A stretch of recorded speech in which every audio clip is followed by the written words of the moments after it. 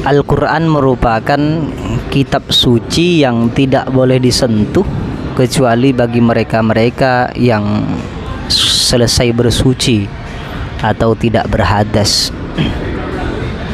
Lebih-lebih Al-Quran dari sisi mulianya dia tidak boleh untuk dibawa ke dalam kamar mandi. Menurut Imam Al-Azra'i, beliau mengatakan al-wal muttajih tahrimu idkhalil mushaf wa nahwihi al-khala' min ghairi daruratin ijlalan lahu wa takriman. Artinya pendapat yang tepat adalah haram membawa mushaf dan semisalnya ke dalam toilet tanpa darurat.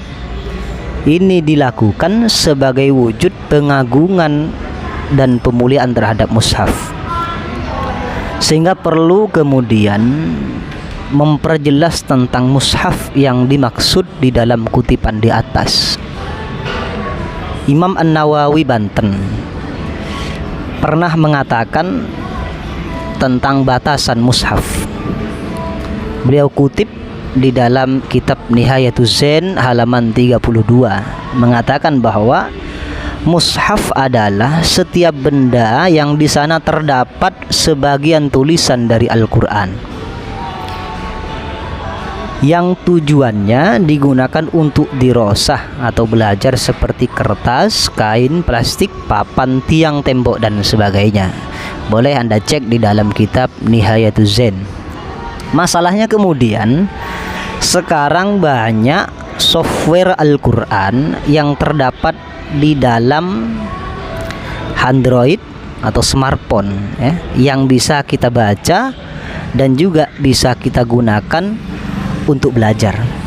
Apakah kemudian software Al-Quran itu dihukumi mushaf atau memiliki hukum yang sama dengan mushaf seperti biasanya, sehingga misalnya dia tidak boleh dipegang kecuali oleh orang yang punya wudhu, serta dia juga tidak boleh dibawa ke dalam toilet ataupun kamar mandi.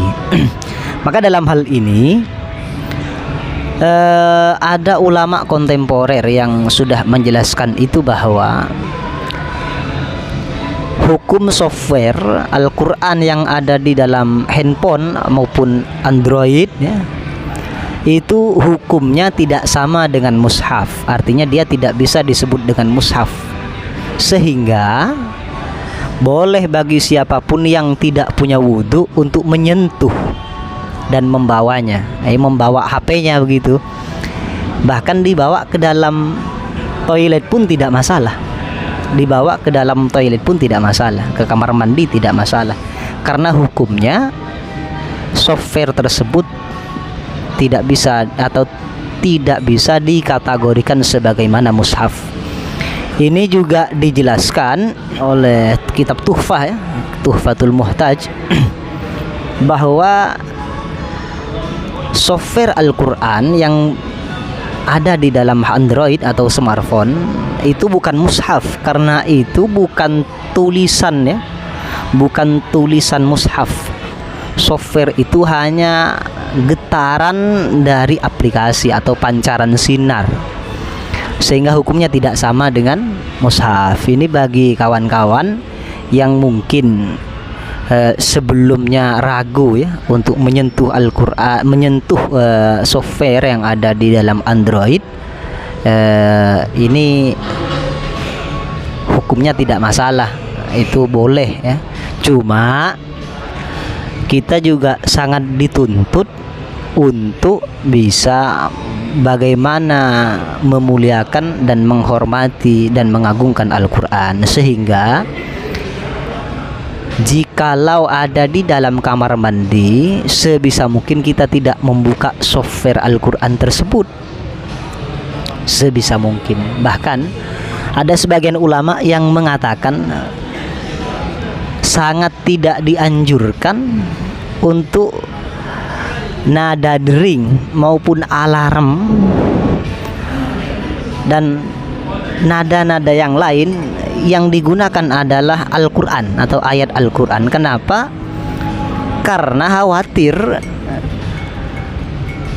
ibtidak dari Al-Quran, permulaan pengambilan ayat, pengambilan kata dari Al-Quran, serta intihanya atau berhentinya, wakofnya, itu tidak tepat ya.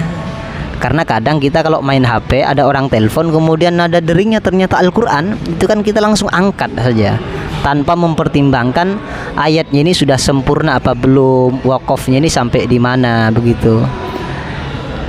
Sehingga ini penting, sebab kan di dalam membaca Al-Quran kita tidak boleh wakaf sembarangan, tidak boleh wakaf sembarangan. Bahkan ada wakaf yang hukumnya sampai diharamkan, misalnya wakaf di, misalnya la ilaha, wakaf di situ hukumnya haram, tidak boleh kecuali darurat.